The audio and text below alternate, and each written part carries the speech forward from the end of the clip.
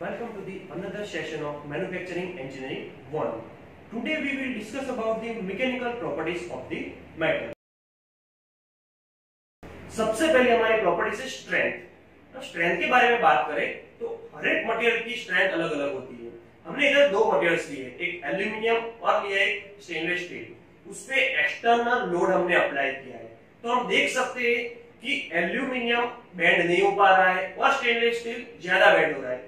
जितना मटेरियल ज्यादा बेंड होगा उतनी उसकी स्ट्रेंथ ज्यादा होगी। तो उसमें से हम देख सकते हैं कि सबसे ज्यादा हमारी स्ट्रेंथ है वो है हमारे स्टेनलेस स्टील मेटल की। तो सिंपल वे में उसकी डेफिनेशन हम देख सकते हैं, it is defined as the property of metal by virtue of which it can withstand और सपोर्ट एन एक्सटर्नल फोर्स और load without rupture is called strength of the material. अब हम आगे दूसरी प्रॉपर्टी देखते हैं। दूसरी प्रॉपर्टी का नाम है डक्टिलिटी। डक्टिलिटी किसको बोलते हैं? तो कोई भी मटेरियल से उस पे हम कोई टेंसाइल फोर्स देते और it can B converts into a wires. कोई भी मटेरियल पे टेंसाइल लोड मींस खिंचाव कर देते और वो वायर में कन्वर्ट होता है, तो उसको बोलते हैं हम डक्टिलिटी। ज्यादा वायर स्टील है, वो ज्यादा डक्टाइल मटेरियल है, उसमें से हम तार बना सकते हैं। तो सिंपल में उसकी डेफिनेशन देखते हैं, it is defined as the property of metal by virtue which it can be drawn into wires or elongated with the application of tensile force before rupture takes place is called the ductility. अब हम देखते हैं malleability। अब malleability और ductility में ज्यादा difference नहीं है। ductility में हम क्या देते हैं? टेंसाइल फोर्स देते हैं। तो इसमें malleability में हम देते हैं कंप्रेसिव फोर्स और उसको थिन शीट्स के अंदर कन्वर्ट करने की प्रोसेस है। कोई भी मटेरियल्स को थिन शीट्स के अंदर कन्वर्ट करने की और उसमें से शीट बनाने की प्रोसेस को हम बोलते हैं malleability। Generally rolling and forging process, rolling और फॉर्जिंग प्रोसेस से हम easily done on malleable metals. कोई भी मेलेबल मेटल से उस पे ज्यादातर रोलिंग और फॉर्जिंग प्रोसेस ही होती है। तो सिंपल में उसकी डेफिनेशन देखते हैं हम, तो it is defined as the property of metal by virtue of which it can rolled और hammered into a thin sheets without cracking is called malleability। आगे देखते हैं टफनेस। टफनेस के बारे में बात की जाए तो जो ऐसा मटेरियल है जो मैक्सिमम एनर्जी एब्जॉर्ब कर सके। जैसे ही कोई मटेरियल पे इंपैक्ट लोड देते हैं हम, तो वो इंपैक्ट लोड को एब्जॉर्ब कर देता है। तो ज्यादा से ज्यादा इंपैक्ट लोड जो मटेरियल एब्जॉर्ब करेगा उसकी टफनेस ज्यादा होगी। देखो हम इसमें दो एग्जांपल हमने दिए हैं। देखो पहला है हमारा इंपैक्ट लोड दिया है तो वो मटेरियल ब्रेक नहीं हुआ है। क्या हुआ है? उसने एनर्जी एब्जॉर्ब कर दी और वो बेंड हो गया इजीली। आगे दूसरी फिगर हम देखते हैं तो उसमें क्या है? मटेरियल ब्रेक हो गया है। तो उसमें से हम देख सकते हैं कि आगे का जो मटेरियल वो ज्यादा टफ है और दूसरा मटेरियल से वो उसकी टफनेस कम है।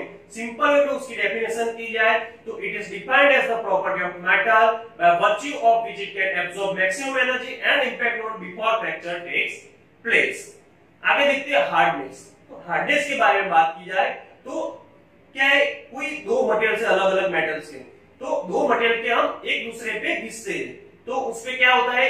स्क्रैचेज होते हैं, एडेंटेशन होते हैं, उसका वियर होता है। तो जो ज्यादा हार्ड मटेरियल होगा तो उसपे ज्यादा कुछ फर्क पड़ेगा नहीं, पर जो हार्ड मटेरियल ज्यादा होगा वो क्या होता है? उससे जो सॉफ्ट मटेरियल होगा उसपे स्क्रैचिंग है, एडेंटेशन और उसका डिफॉर्म होगा, तो उसमें से अपने हार्डनेस पता चलती है। अब हार्डनेस फाइंड करने के लिए हमारे पास various types of testing machine है।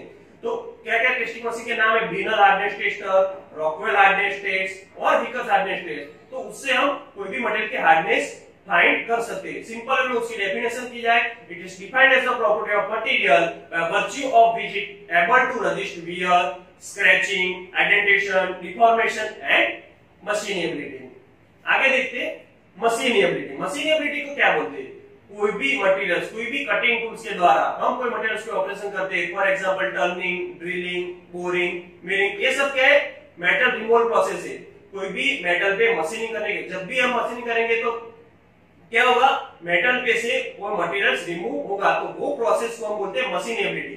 सिंपल में उसकी डेफिनेशन की जाए, it is defined as the property of metal by which indicates ease with which it can be cut और remove by cutting tools in various machining operation such as turning, drilling, boring, milling etcetera.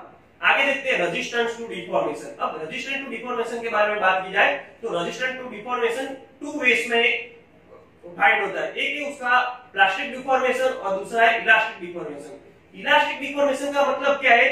Permanent change in shape. उस पे कोई tensile force देते हो या compressive force देते हो, पर उसका क्या परमानेंट शेप और साइज में चेंज हो जाता है, वो अपनी पोजीशन में वापस नहीं आ सकता, तो उसको बोलते हैं प्लास्टिक डिफॉर्मेशन।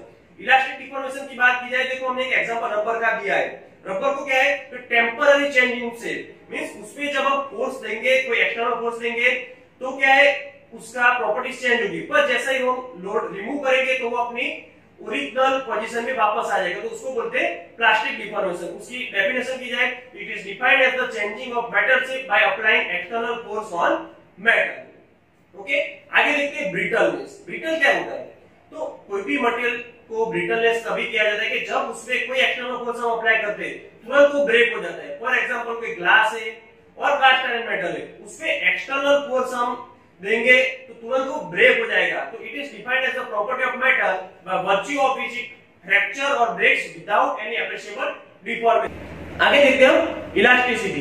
तो इलास्टिसिटी क्या है, कोई भी मटेरियल पे टेंसाइल या कंप्रेसिव फोर्स देते तो उसकी प्रॉपर्टीज चेंज होती है, पर जैसे हम उसमें से लोड रिलीज करेंगे तो क्या होगा, वो अपनी प्रॉपर पोजीशन में वापस आएगी। देखो हमने एक सिंपल स्प्रिंग का एग्जांपल दिया है। स्प्रिंग पे पहले हमने टेंसाइल फोर्स दी है, तो क्या है, स्प्रिंग की क्रॉस सेक्शनल एरिया बढ़ गया, फिर उसको लोड हमने रिलीज किया तो वापस वो अपनी ओरिजिनल पोजीशन में आ गया है, तो उसको बोलते हैं इलास्टिसिटी। तो it is defined as the property of metal by virtue of which it able to retain its original shape and size after the removal of the load, तो उसको बोलते हैं इलास्टिसिटी।